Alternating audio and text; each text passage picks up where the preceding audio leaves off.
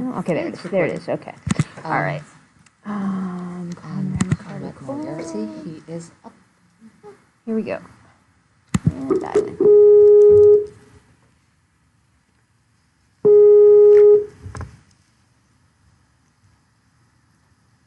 Hello, Conrad. Hi. How are you? Hello. Hi. Yes. Well, welcome. I'm going to do a general introduction, and then I'm going to hand over the particular introduction to Tripthy here in just a moment. But a general welcome to the next installment of the Digital Global Symposium here at Coastal. We're conducting this in a rather intimate space called the Digital Commons for Humanities and Arts. And we've tried to create a different sort of perspective here, so you're not looking at another screen, you're looking at the group of us, but you will see people coming and going. Yes. And we are, this is the hosting space for this. The event itself has been organized by AGAP, Arts and Humanities Global Experience Program here at Coastal, and our esteemed director, Dr. Tripthy Pillai, will now offer introduction of our next distinguished guest. Conrad knows better than to think of me as esteemed, considering I've like bombarded him with texts and WhatsApps and emails. But hello, Conrad. Hello. Just a sort of brief note on how this is going on in terms of protocol or practice, and then I'll introduce you. So you'll have about 35 to 40 minutes to talk, show what you need to, and then if you just open it up for about 15 or so minutes, 10, 15 minutes of Q&A, that would be wonderful. And then we'll wrap up for the next event, which is tea. So always necessary. But it has been a delightful day, and I'm so very glad you are able to join us. So, for those of you that don't know him, Conrad Moriarty Cole is a PhD researcher and associate lecturer in cultural studies at Goldsmiths College, University of London. His research interests intersects technology, imagination, and process philosophy, from the standpoint of which he is currently exploring how the unknowable is folded into decisional modes of reasoning. The working title of his thesis is Machinic Imagination, Automated Decisional Reasoning, and the Social Imaginary, and is an attempt to widen the concept of imagination to include computational processes with the aim of interrogating the political ramifications of increasing autonomous production of the social imaginary through and by risk management technologies such as machine learning, modeling, and simulation. Conrad's talk is titled Financial Capital, the Nexus of Digital Culture and Globalization. I know you will have to explain a lot of what I just read out because I don't really know what I said. So there you go. It's all yours, the floor. Hi. Thank you. I just want to first of all say thank you to Tripthy and Jen and Coastal Carolina and everybody who's here and participating. Just a quick technical question. Have you got the PowerPoints that I sent you? I should be able to pull it up. I do have it. So do you want me to project it and you can tell me when to move through the slides? Yeah, it's not essential, but it'd be maybe nice to just have a few visuals for people to... Yeah, absolutely. I can pull it up in just a second. Go ahead and hit your button to get it to share. Yeah, let me first pull it up. You could start talking and I'll... I'll just jump in and I'm going to put it on mute. So if you want to stop me at all, just maybe wave. Okay. Or, yeah. Okay. So on the 6th of May 2010, in a quiet street in the London suburb of Hounslow, a trader by the name of Navindir Singh Sauro fires up his computer. The only sounds he can hear are the whir of the fan blades of his home server and the occasional roar of a passing plane from nearby Heathrow International Airport. Like many other London computer traders that day, Navindir loads up and runs a trading software program, sits back and watches. The program runs a fully automated trading algorithm, so there's nothing much for him to do other than watch the monitor. Unknown to him, at the time, this day would lead to his arrest 5 years later and his eventual imprisonment. Across the Atlantic, the Dow Jones had spent the day gradually dropping by more than 300 points due to worries about the Greek debt crisis, when suddenly, at 2:47 p.m. Eastern, it plummets a further 600 points in less than 5 minutes to a record-breaking 998.5 point intraday low, only to then bounce back nearly 600 points in equally record time of 20 minutes. This moment would go down in history as the first ever flash crash. And if we've got the slides up now.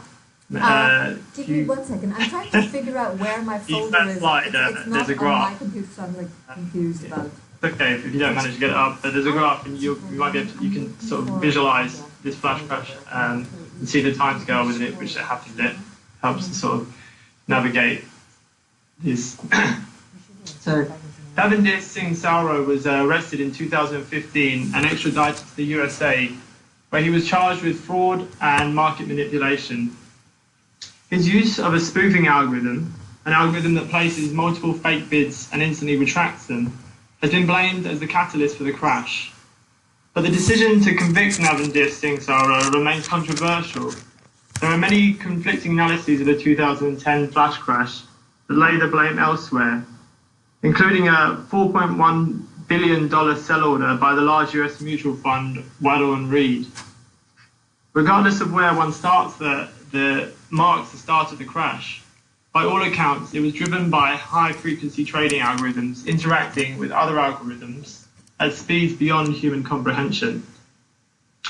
So while it's easy to blame a human, how much control did the lone London trader, or anyone, actually have when so many decisions in the financial market are automated, machine-to-machine transactions happening at inhuman speeds?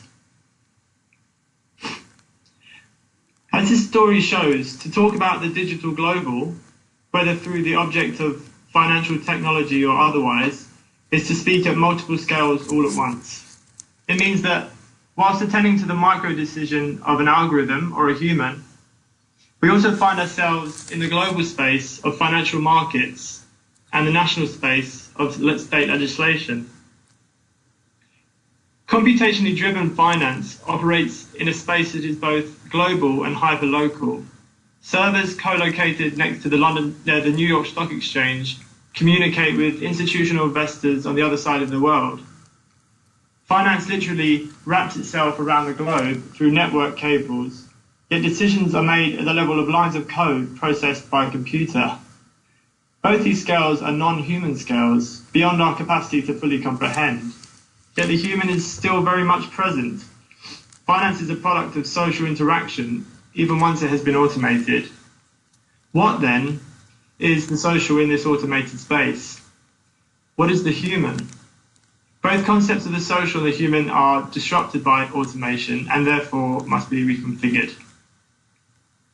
It is in relation to this reconfiguration of the social that I want to talk about what we might call systems of autonomous decisional reasoning, and to unpack the everyday concept called the decision in relation to finance, politics, and AI in today's digital culture. In simple language, a system of autonomous decisional reasoning can be described as a system that is made up of processes that are technologically automated, and, crucially, what is being automated by these processes are decisions. For example, in finance, this might be the decision to buy or sell a particular stock.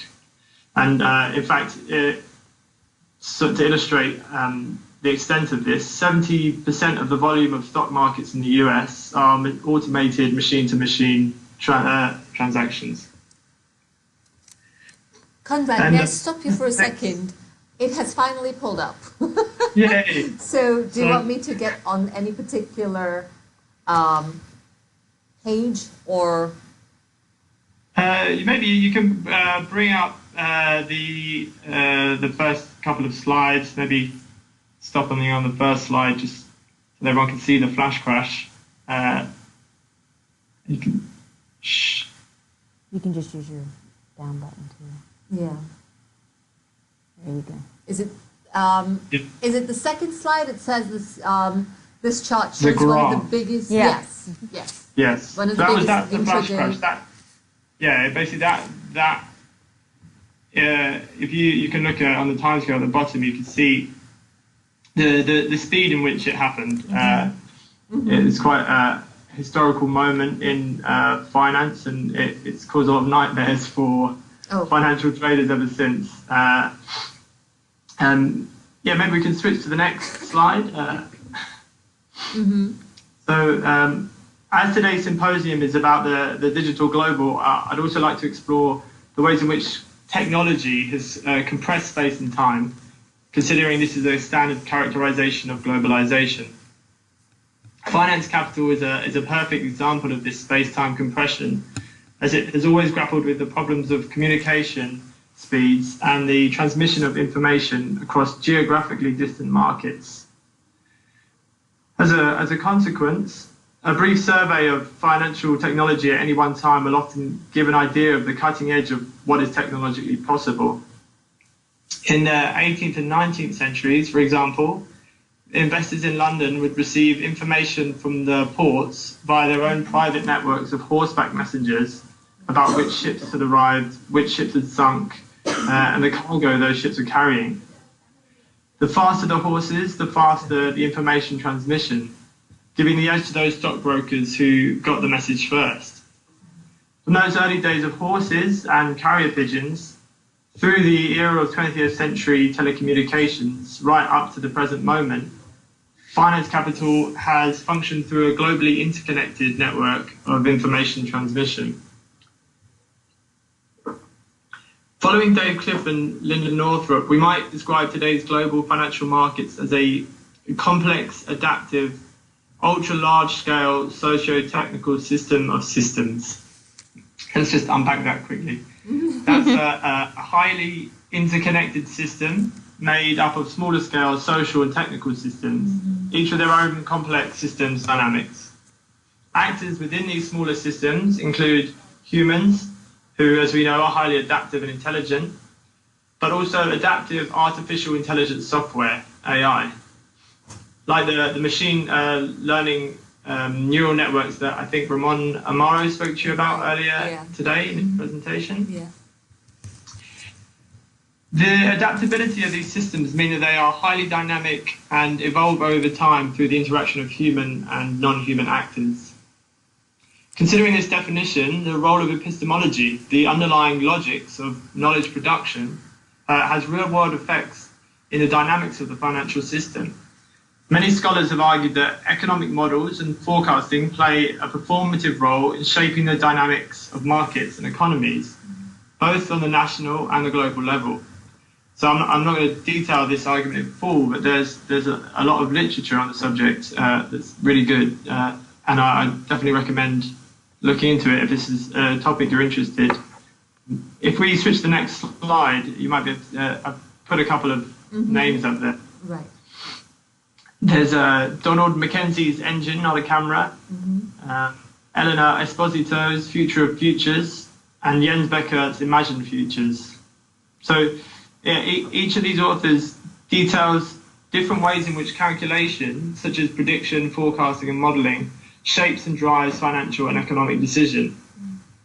Mackenzie, for example, argues that models are not cameras that provide us with a snapshot of the market. Excuse me. But they're not cameras that provide a snapshot of the market, but rather they actively create markets by providing knowledge that is acted upon. And they must therefore be seen instead as engines that drive the market, hence the title of his book. Accordingly, we might say in more technical vocabulary that the epistemological frameworks orienting actors within the field of finance have effects that ripple throughout the system.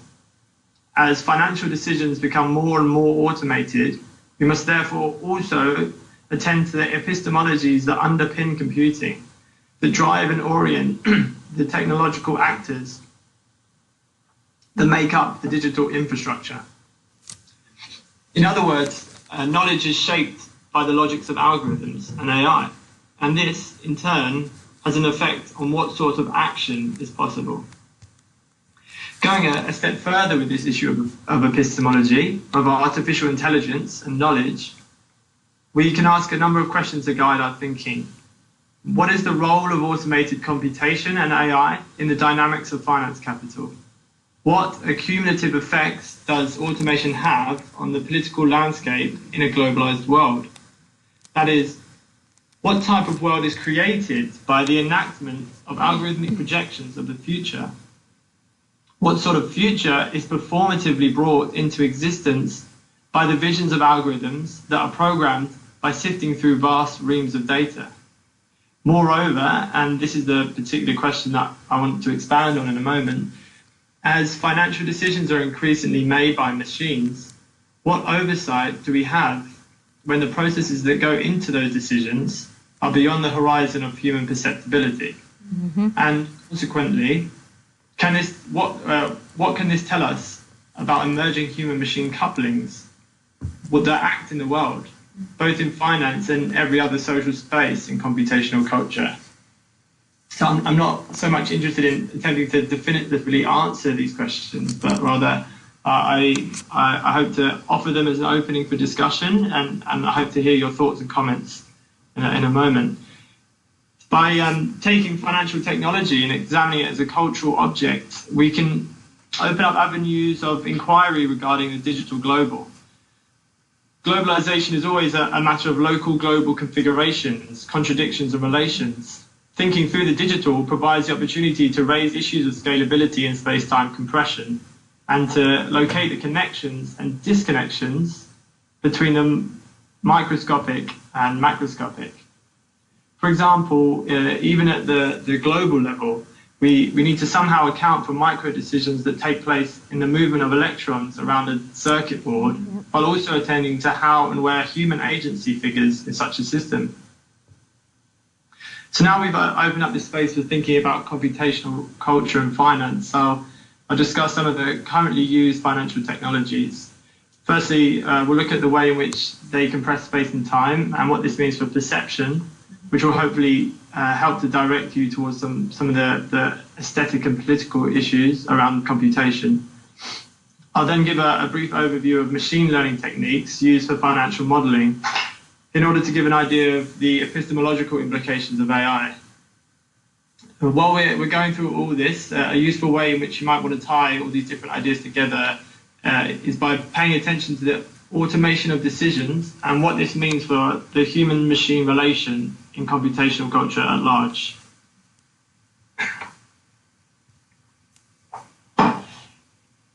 So the spatio-temporal compression of globalization is very evident and you might say extreme in the case of finance and the technologies it employs.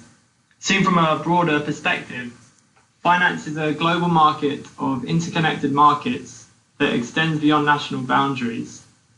The major players are large institutional banks and multinational finance companies interacting with smaller hedge funds and investment firms, as well as individual traders interacting across borders. These various actors are situated around the world, with the large institutions centralized in the cities of the major stock exchanges in places like New York, London, and Tokyo. The products, services, and assets being bought and sold are distributed around the world, and in many cases only exist as data in portfolios, such as the trading of financial derivatives. The infrastructure of finance capital in many ways parallels the global logistical networks of international trade discussed by Deborah Cohen in her fantastic book, The Deadly Life of Logistics, which you should hopefully be able to see in the next slide. Cohen describes contemporary logistics as a form of geo-economic imperialism, which, quote, emphasizes the recalibration of international space by globalized market logics. This making of logistics space, Cohen argues, challenges the inside-outside binary of national infrastructure, according to the logic of circulation. The management of circulation is a historically new form of power, emerging in the last century or so, and first described by French philosopher Michel Foucault in his lectures at the Collège de France in the 1970s. These lectures have since been published in the book Security, Territory, Population, which, again, if you're interested in this topic, is a very good read. So the management of circulation is arguably a defining principle of contemporary national, transnational, and global governance. And in a political sense, finance is the mirror of the trading networks discussed by Cohen, as it is also a form of management of circulation. Furthermore, although on the surface it is concerned with the circulation of information, it rests on a material substrate of violent global flows of capital in the form of humans, goods, and services.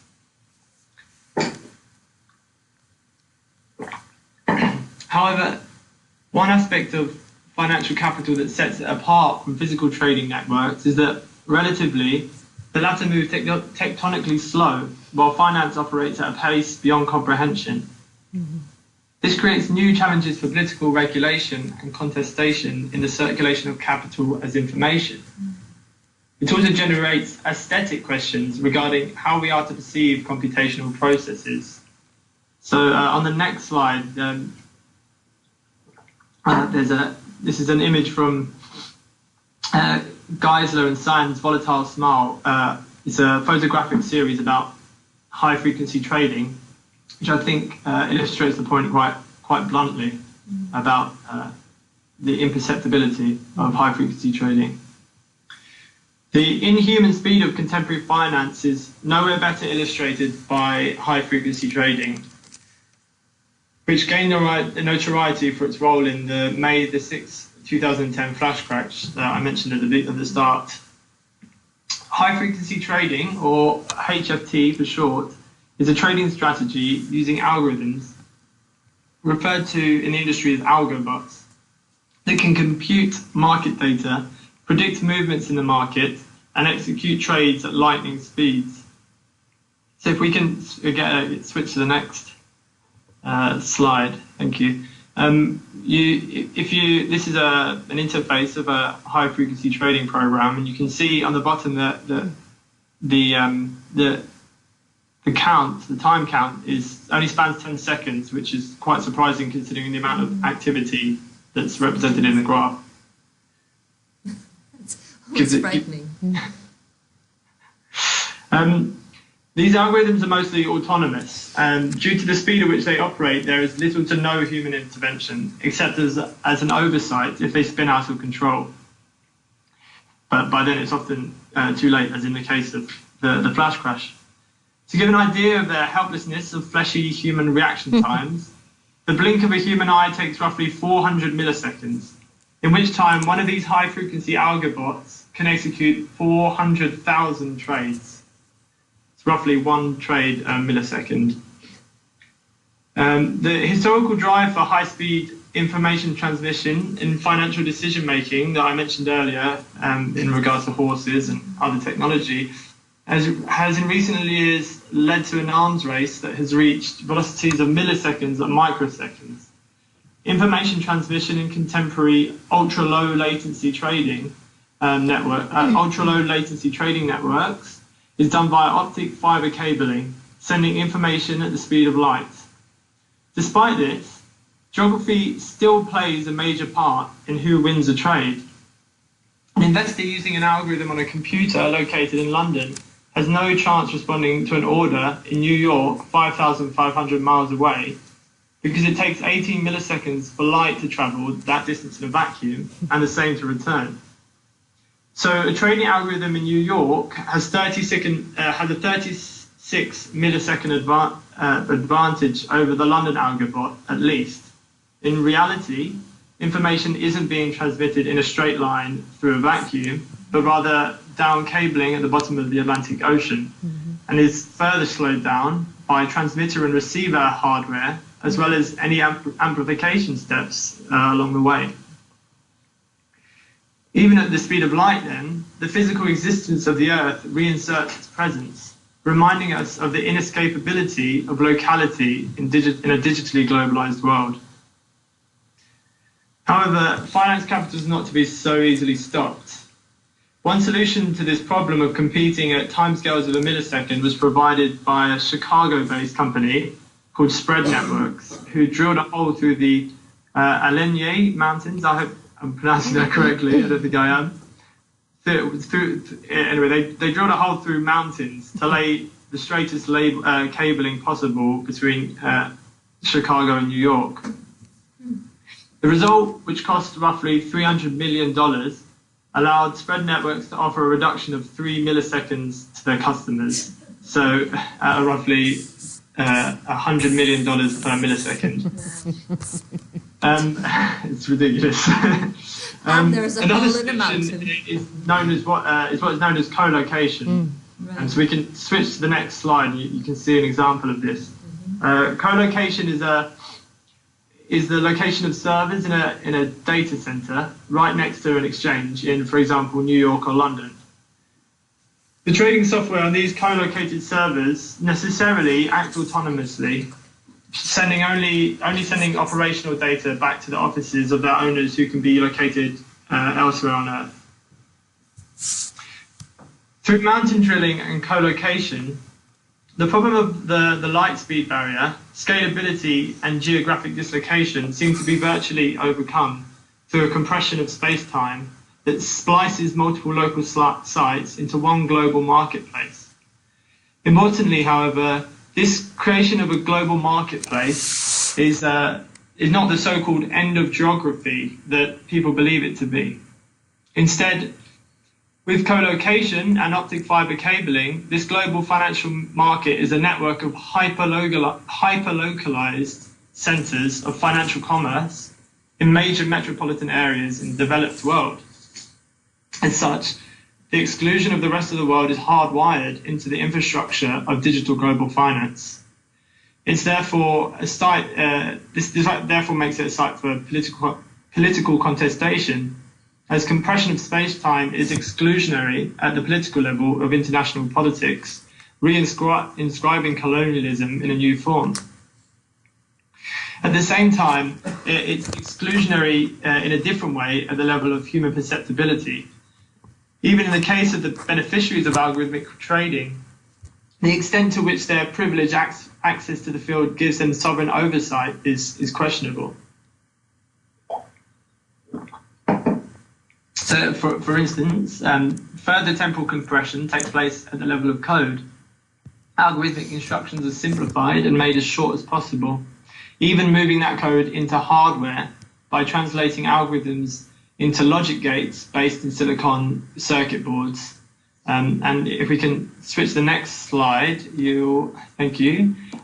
See, this is an image of a field programmable gate array, which is a way of translating algorithms into hardware. It's become quite popular in the last half decade or so. All this adds to what is known as a black boxing effect of algorithmic decisional reasoning, algorithmic decisional processes rather, and reasoning. Black boxing refers to the hiding of internal workings of a process, making it difficult or impossible to work out how operations are carried out and decisions are made. This can happen because of the hidden architectures of neural networks, or because of the processes, such as those of high-frequency trading, happening at speeds or scales outside the range of human perception.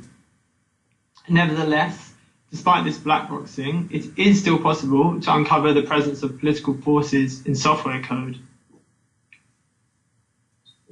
And I would argue necessary, as many others would too. Florian Sprenger, writing about internet protocols and surveillance, argues that we must pay attention to the micro decisions that take place automatically in computational processing of data and draw links to the human social intentions that they're tied to. Sprenger writes, quote, "Micro decisions appear at first as an effect of current changes and as a technical manifestation of global exertions of power." But he follows with this caveat that, on its own, this perspective is insufficient. Sprenger's argument turns around an unwillingness to place the sovereignty of the decision in either the hands of human designers and programmers or the technical mechanism of the algorithms making the decision at each moment. Instead, he makes a clear case that while there are hidden social political intentions behind every protocol, the actual enactment of the decision ultimately escapes the complete control of human intervention, because they take place at rates and in quantities that are beyond the scope of human perceptibility. Sprenger's analysis can be extrapolated to include automated decisional reasoning in all areas of digital culture, such as the micro decisions about trading and financial regulations.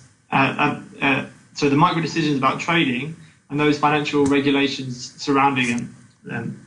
For example, after the flash crash in 2010, the Dodd-Frank Act came in, and that's there are regulations within that need to be processed before a trade can take place. So, for example, an advert for a hardware component called iExecute by the company Fixnetics highlights how micro decisions and politics play out in the protocols of digital financial technology. Fixnetics advertises its hardware component as being able to enforce the pre-trade checks required by trading regulation in single-digit microseconds. So here we see the need for speed in computerized trading colliding with the legal system.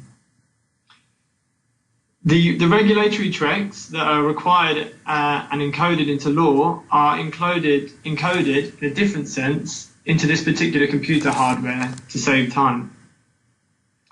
Micro decisions are linked to decisions made at larger scales of national and regional regulating bodies in a chain that includes human and non-human actors, each acting and reacting to one another.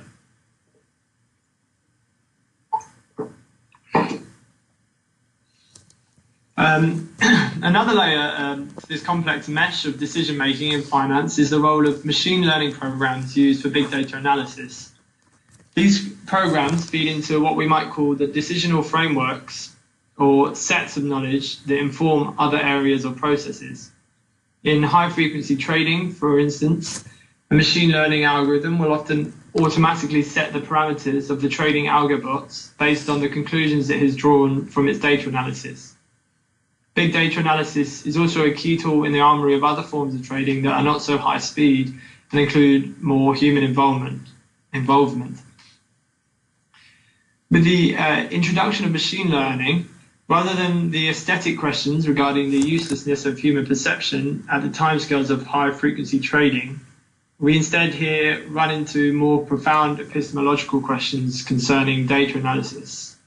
But that's not necessarily to separate the aesthetic from the epistemological one. I'm not sure if Ramon spoke about it earlier, but I know that his research is about framing the epistemological as a form of perception and the problematics around that. Right. I mean, he brought it up when he was talking about approaching algorithms in a Fanonian sense. So he spoke about it in that context. Yeah. Go ahead. Sorry. How do the machinic visions of the market, fed to us through the logics of computational reasoning, distort or augment our view of the world? A brief history of recent computing logic is helpful to understand the profound change that takes place with new forms of AI, and especially machine learning.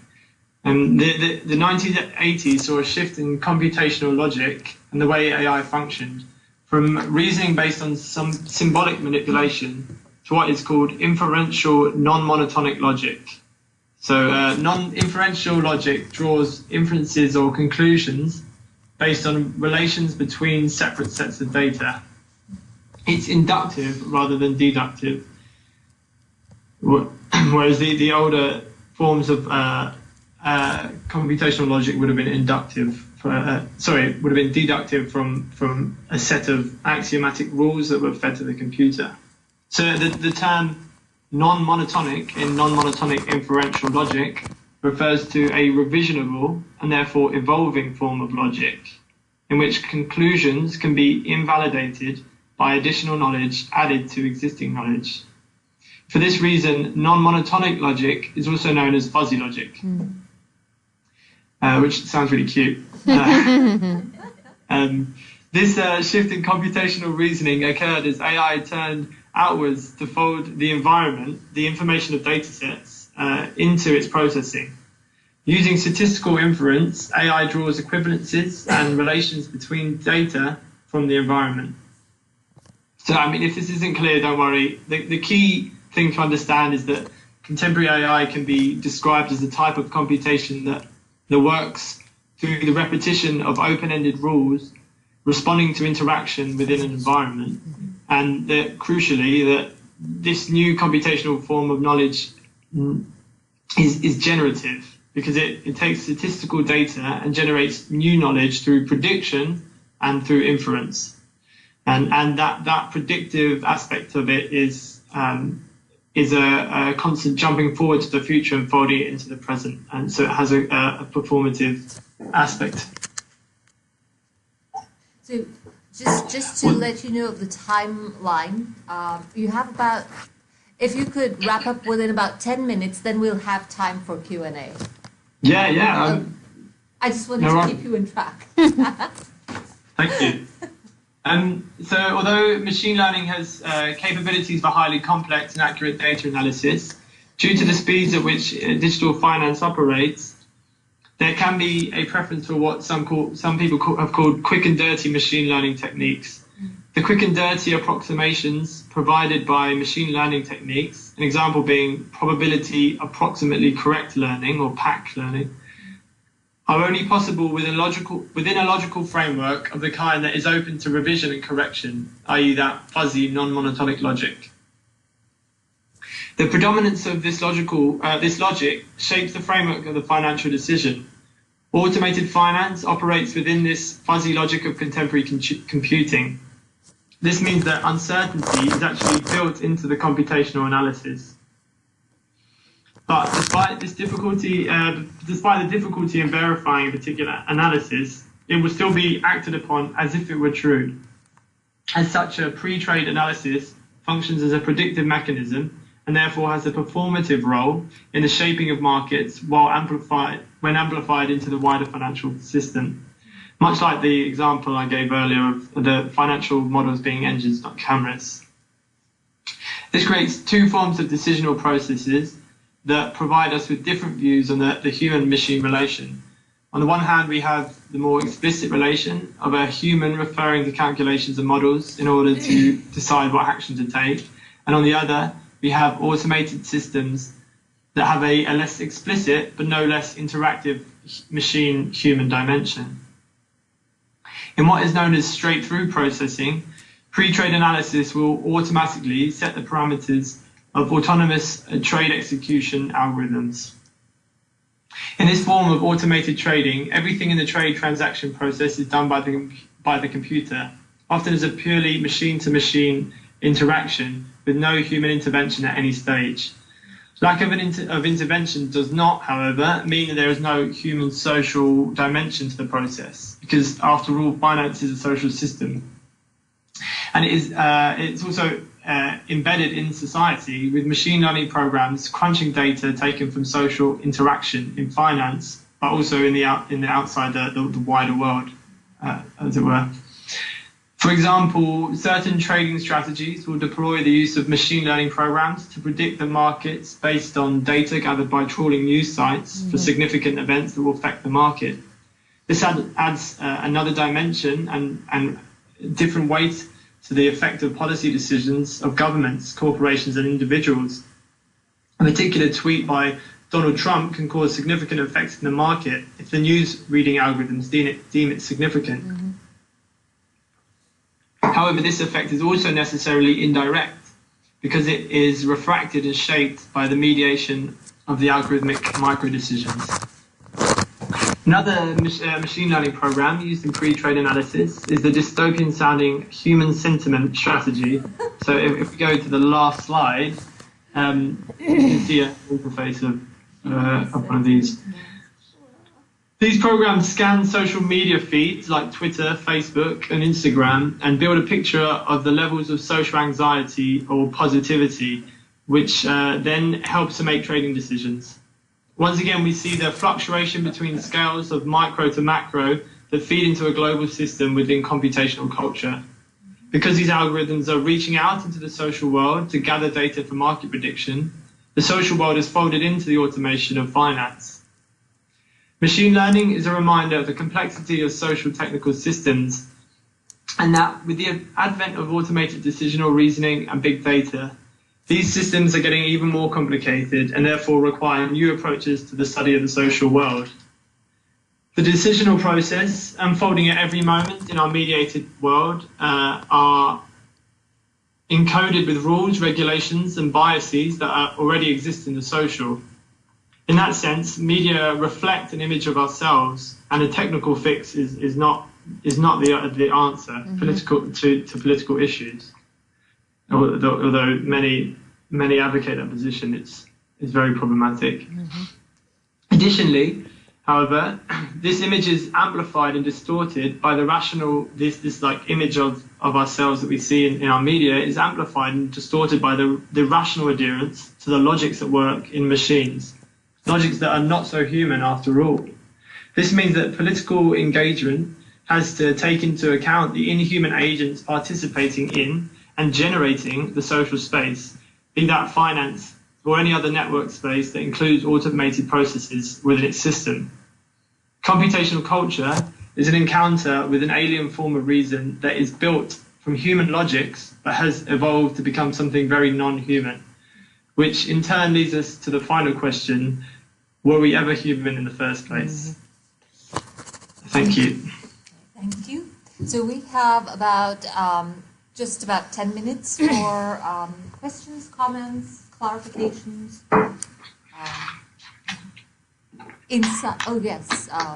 Insights into machine learning. Yeah, go ahead. Yeah, Nick. So, I guess from the way you described it, is it very difficult to for less technologically advanced countries to play catch up then in the trade market, since they can't access this sort of millisecond technology? Yeah, I think you've hit on an important point there. I mean, firstly, we have to think about the fact that who are the actors within the financial space, and they're often they're not countries, they're not publicly owned companies, they're multinational companies that may well be using space for cheaper rent, perhaps, or in the developing world. They'll have investments in those places, but they are not necessarily benefiting those social spaces. And whether or not actors in those other countries are able to gain the capital to compete is it's definitely questionable. It doesn't mean that individual traders can't get involved, and as we saw with the example of the trader in London, if an individual trader in a developing country has the capital to build a machine that's powerful enough to get involved in those markets, they can. But really, even those lone traders in London are up against huge multinational companies that dominate the market, and most of finance, finance capital is concentrated into those big FTSE 500 companies. Yeah. So there's this kind of underlying question I'm sure you think about or hear often, but is there too far with technologies like this? I mean, I know you said, were we human in the first place, but how does that play together, technology versus man? So, yeah, thank you. So can I just clarify, you said, is there a point in which this goes too far? Yes. Yes. Yeah, that's a very good point. I mean, we might say that it already went too far. It's always at any moment already gone too far. The question for us is to critique it, right? Is to ask in what ways has it gone too far, and in what ways are we able to refocus technologies for more social good. in terms of finance capital, to go back to the question asked just before you, how do we refocus these financial technologies when we're effectively locked out of such a system is questionable. And some people have spoken about socializing finance, but as I've sort of hopefully shown, that it's quite an exclusionary space. So what does it mean to socialize finance is questionable in technology, and in that sense, yeah, it's gone too far. And then the second half of your question was, could you maybe just repeat that? I think. Yeah, that was pretty much it. Yeah. I mean, the other thing, that question at the end, were we ever human, is more of a provocative statement that comes out of reading too much philosophy of technology and too much post-structuralism. But sorry. Yeah. So along those lines, because I think this is a really interesting conversation with an earlier presentation that we had. And so I'm thinking about work that I'm spending a lot of time with right now by Benjamin Bratton called The Black Stack: Software and Sovereignty, which I'm and of course one of his attempts and his disciplinary perspective is design and engineering, right? And so he, like you, is refusing this idea of separating out the technological, the aesthetic, and the political. But he's also asking, design questions and sort of, is there a place where we can think about ever what comes first, even in a reprocess with what he calls the blur, right? And so this brings me to this question that was raised earlier, is that we had a talk earlier where there was the argument that the mathematics, the algorithms themselves, are in some sense apolitical. That there's an apolitical kind of moment to the mathematics of algorithms that then get caught up in this, and of course once they get caught up in this strata. But I'm hearing you saying that the substrate in these micro decisions, we can't argue for an apolitical algorithm, right? There is no such thing as an apolitical algorithm in the context that we exist currently. Is that kind of where you're coming from? Yeah, this is a question I grapple with a lot myself in terms of technology, in terms of mathematics. I am always a bit wary about this idea of apolitical, sort of neutral idea of technology or technological implement. So if we think about an algorithm as the technological implementation of mathematics, right. It's not just mathematics we're talking about, which we could perhaps say is something that's discoverable in the world, but that's another right. a problematic that we can another philosophy. That's right. Yeah. Right, but technology. I mean, these algorithms have developed within the logics have developed within a social space, and then to say that they are apolitical is to I think it's something that I'm comfortable in would be uncomfortable in saying that. Yeah. A good example of in terms of machine learning, Adrian Mackenzie, a different Mackenzie, has just come out with a book a couple of months ago, I think, called Machine Learners, in which he does a Foucauldian archaeology of machine learning, and he looks at all of the different forms of knowledge that are folded into machine learning, the different actors and the different weightings on certain forms of mathematics, certain formulas, the referencing politics that happens within the process of people learning how to machine learn, and he shows that there is a very political dimension to machine learning. Yeah. Well, I have a question, but I'll defer to others if they have any.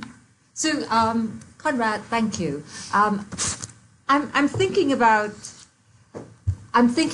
my mother, right? Now, she is an 80-year-old woman in India who thinks she plays the market, right? And she invests. She's retired and she thinks that's the only way in which she can keep up with the kind of financial demands that are made on her today, right? So when she retired, her funds were enough, but now, 15 years down the road, they will only be enough if they are worked through the magic weave of the stock market, right? So I'm wondering about what are the implications, say, if this knowledge were to become commonplace, right? That we all understand these trades are taking place, mountains are being bored into so that, we can make 100 million extra dollars every day or every second.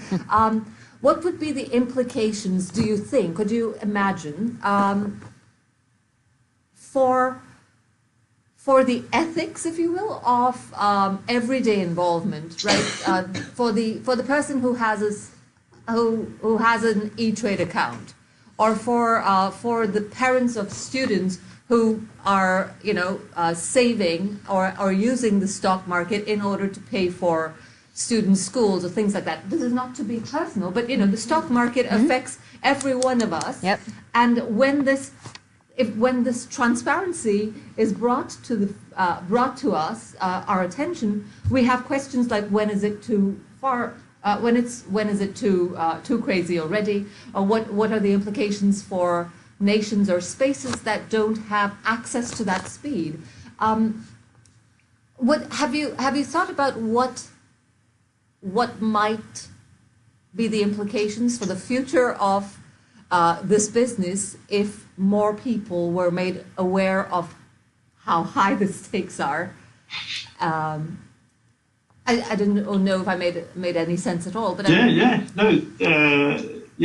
a good question. I mean, and it's sort of at the heart of what I was trying to get at to a certain extent. I think there does need to be an education, sort of a public sort of awareness of the role of technology. I mean, within the finance sector, the sort of those in the know, the flash crash, and there have been many, there have been quite a few since then. It actually slowed down trading. There was a mass sort of exit from trading. People got very scared because what these technologies have created is high volatility. This is very problematic in terms of people who have pension funds or any of those examples that you gave. I need to link it to an actual to what's happening in the UK universities. We currently have a strike. The lecturers have a strike. Yes, because they want to change our pensions to pension funds rather than the current system, which universities pay into one pot. So they want to put it into these funds that are going to be then invested in the market, which then leads to a high volatility and the potential for us to completely lose all of our pensions. Right. So I think I don't know what the implications for everybody knowing about this, but I can only imagine that they would be good, right? Because I think then more regulation can happen. Regulation is happening, and even from within the financial circuits, there are investors who themselves have strong problems with high frequency trading. But I mean, the Dodd-Frank Act was quite an important move in regulating these things. But there are since then other ways have been found to get around regulation. So more public awareness can always is always a good thing, I think, because it leads to more democratic processes, right? Right. And well, this is not. Well, it's a micropublics, and in that way, and they will probably spread the word of the problematics of high frequency trading. Well, thank you. Yeah. And I should mention, just in closing, we are making these available. They will have afterlives, and we'll, of course, notify you of that. But prior to that, we want to, in addition to the conversation that we've had and this terrific exchange and this virtual streaming, we want to curate these with additional materials. So maybe the PowerPoint, but if you have additional links or materials that you'd like to curate with this presentation, we would be delighted to work them in. All right, thank you. Yeah, and thanks for everyone, and thank you all for having me. Thank you. It's been fantastic to have the conversation. Yes, and Thank you. Have a good evening. I know it's getting late. Yes, that's Thank you right. very It's dark much. out there. Yeah. And Dinner cold time. still, yeah. I know, cold still. Well, May is round the corner, my friend. Yes. Thank you. Bye. Bye-bye. Bye. Okay,